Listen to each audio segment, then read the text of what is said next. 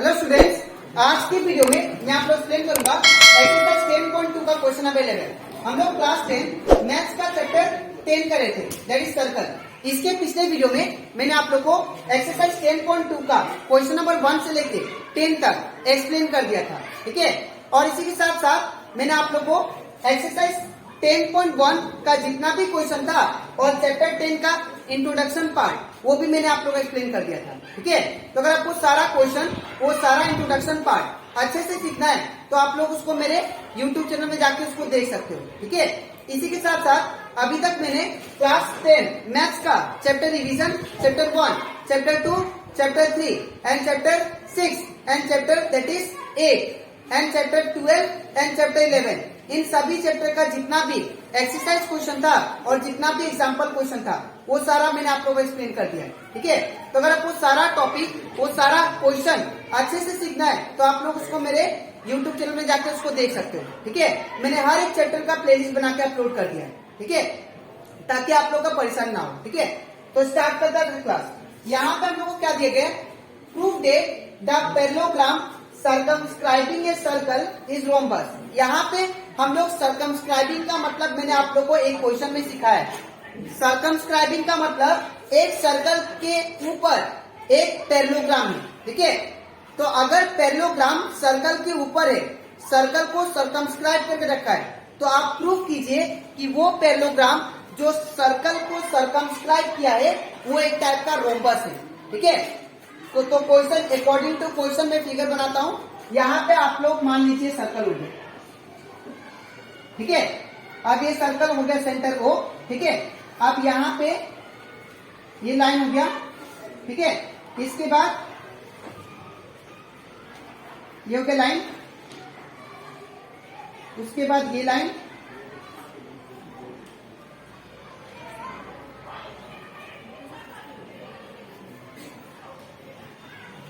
उसके बाद ये लाइन, ठीक है।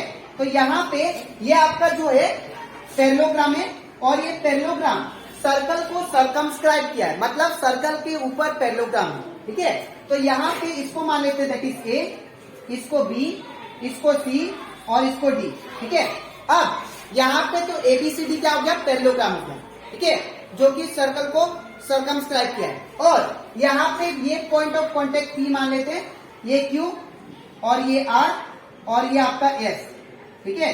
तो ये पॉइंट ऑफ कॉन्टेक्ट हो गया, ठीक है। तो यहाँ पे हम लोग सॉल्यूशन में लिखेंगे, हम लोग को ये प्रूफ करना है कि ये जो पैरेललोग्राम सर्कल को घेरे रखा है दैट इज सर्कमस्क्राइब किया है, ठीक है। तो ये पैरेललोग्राम दैट इज रोम्बस है, ये आप लोग को प्रूफ करना है। अब ये रोम्बस कब होगा, जब ये चारों साइड आपस में इक्वल होंगे। जब चारों साइड आपस में इक्वल होंगे तो दैट मीन्स मैं बोल सकता हूं कि ये पैरेललोग्राम क्या है, दैट इज रोम्बस है, ठीक है। तो कैसे करेंगे ध्यान से देखिए। सबसे पहले let ABCD is a parallelogram, parallelogram circumscribing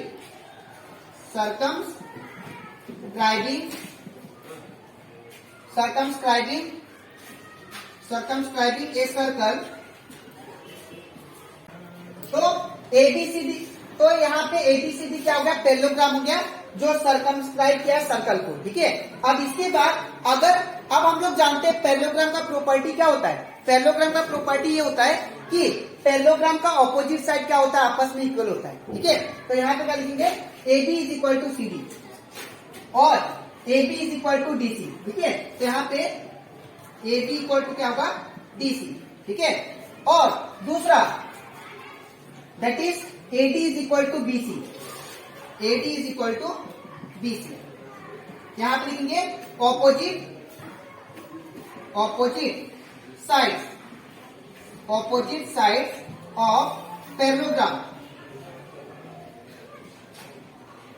parallelogram are equal, ठीक है।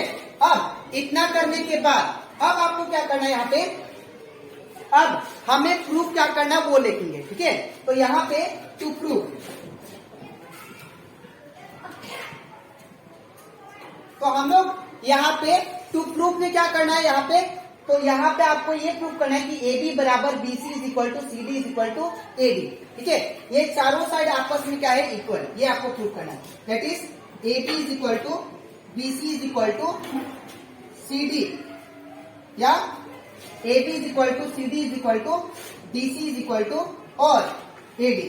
ठीक है, ये चारों साइड क्या है, आपस में इक्वल है, ये आपको प्रूव करना है। ये साइड इज इक्वल टू ये साइड इज इक्वल टू ये साइड इज इक्वल टू ये साइड। ठीक है, अब यहां पे प्रूफ स्टार्ट करते हैं।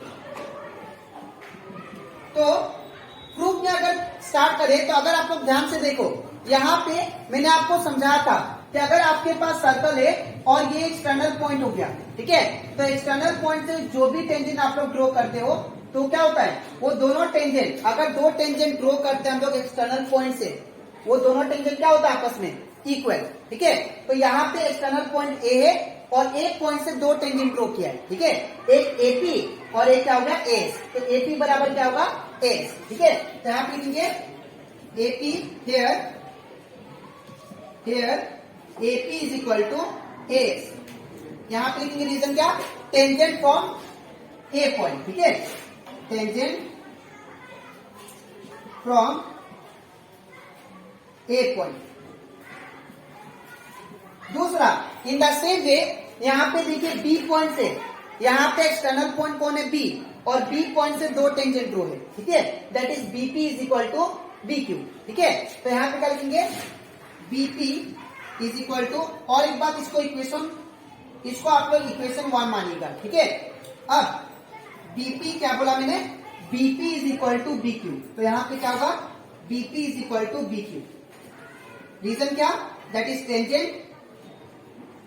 टेंजेंट फ्रॉम कहां से, बी पॉइंट से, बी पॉइंट। ठीक है, अब इसके बाद सिमिलरली यहां पे देखिए आप लोग, सी पॉइंट से दो टेंजेंट है, एक ये टेंजेंट और एक ये टेंजेंट। ठीक है, तो यहां पे क्या लिखेंगे, that is C R is equal to C Q. ठीक है, C R is equal to C Q. यहां पे रीजन क्या होगा, टेंजेंट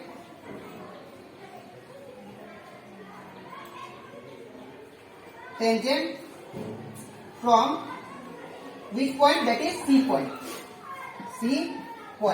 ठीक है, अब यहाँ पे ये इक्वेशन 1 है, इसको आप लोग इक्वेशन 2 मानिएगा। ठीक है, इसको आप लोग इक्वेशन 3 मानिएगा।